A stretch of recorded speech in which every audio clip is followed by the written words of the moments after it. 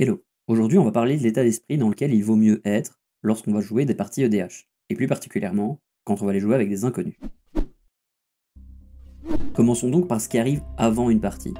Pour diverses raisons, vous pourriez vous être levé du mauvais pied, ou avoir passé une mauvaise journée au taf. Ça arrive, c'est comme ça, voilà.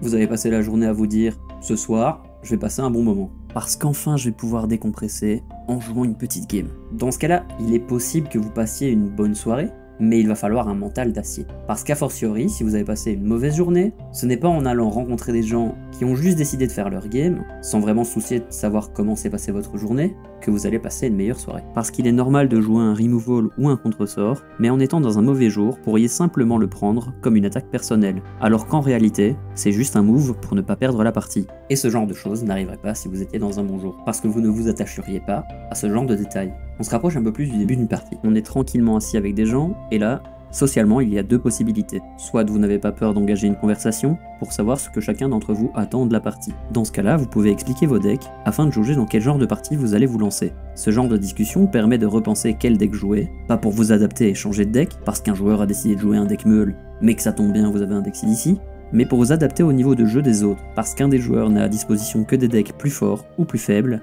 que la partie espérée au départ. Et ce, afin que tout le monde soit dans une partie qu'il juge équitable.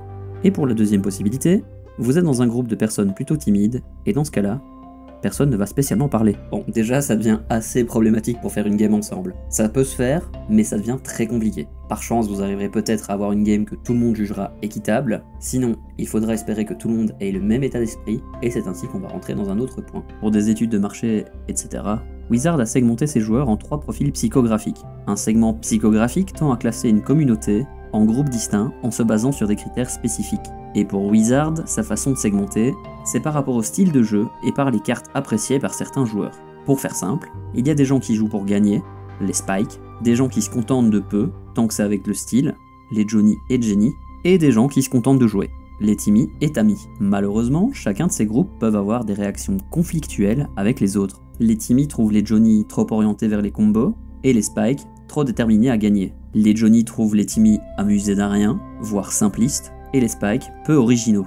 Les Spikes voient les Timmy comme des débutants, et les Johnny comme des excentriques. À ça, on peut ajouter les profils esthétiques. Les Mel, qui aiment les interactions, les règles et comment le jeu fonctionne, ainsi que les Vortos, qui aiment le lore, les visuels, le cosplay, etc. Il est possible d'être à la fois un Vortos et un Mel, ou de n'être ni l'un ni l'autre. Mais vous pouvez aussi être un Vortos ou un Mel, en étant en même temps un Johnny, un Spike ou un Timmy. Pour en revenir à l'exemple précédent, il faudra un groupe de personnes qui sait qu'il vient avec un deck, et qui sait que ce deck, qu'il soit bon ou mauvais, peut rencontrer divers obstacles, mais qui vient juste pour jouer, parce que c'est ça le plus important. Son but n'est pas de gagner, son but est de s'amuser, de voir des interactions entre différentes cartes, il vient pour voir son deck fonctionner, faire ce qu'il voulait faire lorsqu'il a créé sa decklist. Ce genre de personne aime voir des choses arriver, que ce soit un gros monstre qui tape pour des dégâts létaux au tour 15, un combo au tour 4, ou un tour qui dure 20 minutes, pendant lequel il ne peut rien faire, si ce n'est admirer. Et donc il vous faudra absolument des mails. Et je crois qu'ils sont plutôt rares.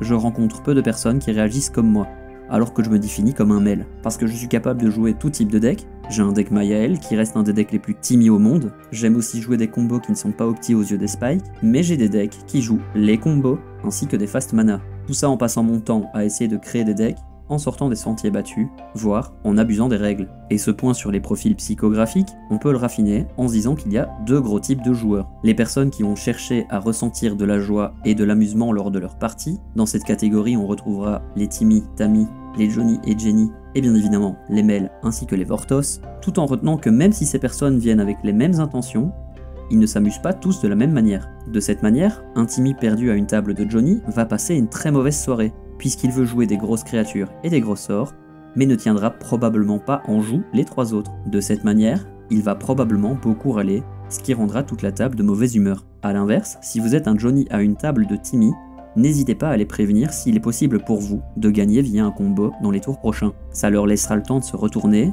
et ils vous feront plus confiance la prochaine fois. Enfin, si vous les aviez prévenus dès le début de la partie, sinon ils seront juste en train de vous insulter. Sur le moment, ils seront plus en train de chercher une solution, ils partiront certainement vers une game Dark Enemy, et donc ils commenceront tous à se retourner contre vous, ce qui sera plus intéressant pour tout le monde. Vous apprendrez à gérer plus de menaces, pendant qu'eux apprendront à gérer votre combo. Ensuite, on aura les personnes qui jouent pour gagner. Leur joie est directement proportionnelle au fait qu'ils gagnent une partie. Et donc ici on pourra retrouver des Johnny, qui auront plus de mal parce que dans ce groupe on retrouvera aussi les Spike, qui ne se gêneront pas de jouer les combos les plus optis, et de nouveau, on tombera sur des Mel, puisqu'ils sont toujours là pour s'amuser avec les règles, ainsi qu'avec les combos. Mais on trouvera aussi des Vortos, qui viendront volontiers cosplay encore Vold, pour vous démontrer pourquoi c'est le meilleur deck. Vous remarquerez que les Mel et les Vortos peuvent être classés dans les deux types, ce qui fait légitimement d'eux un troisième type. Les gens toujours contents, ils veulent juste jouer. En bref, si vous n'êtes pas d'humeur, n'hésitez pas à passer outre votre soirée de Commander. Il y a de toute façon peu de chances que vous en sortiez de meilleure humeur, parce qu'il arrivera forcément des interactions qui vous mettront un coup au moral, et malheureusement, la mauvaise humeur, c'est contagieux. Ensuite, et c'est le plus important, il faut savoir pour quelles raisons vous lancez dans une game. L'avantage c'est qu'on joue un format super ouvert, où vous avez accès à quasiment toutes les cartes, et qui n'a pour seul but que d'être ouvert à tous, à tout moment. Que chacun puisse jouer son ou ses commanders préférés, peu importe s'il a subi une rotation la semaine dernière, pour que chacun puisse s'amuser à sa façon. Créez donc un environnement qui est plaisant pour tout le monde. Sinon, vous verrez votre playgroup disparaître petit à petit. Enfin, rappelez-vous que le DH est un format multijoueur, et qu'à l'instar du standard, vous commencerez votre partie avec 25% de chance de gagner, au lieu de 50. À ça, il faudra rajouter qu'en face, il y a peut-être des stratégies qui entravent la vôtre, et donc qui peuvent encore réduire vos chances de gagner. Il faudra donc accepter de perdre des games, puisqu'en les démarrant, vous avez de toute façon 3 chances sur 4 de la perdre. Ce qui nous amène à la deuxième chose la plus importante, ce qui compte c'est pas l'arrivée, c'est la quête. Tiens, ça me dit quelque chose ça. Merci d'avoir regardé la vidéo, n'hésite pas à laisser un like et un commentaire, et surtout à t'abonner si tu ne l'es pas.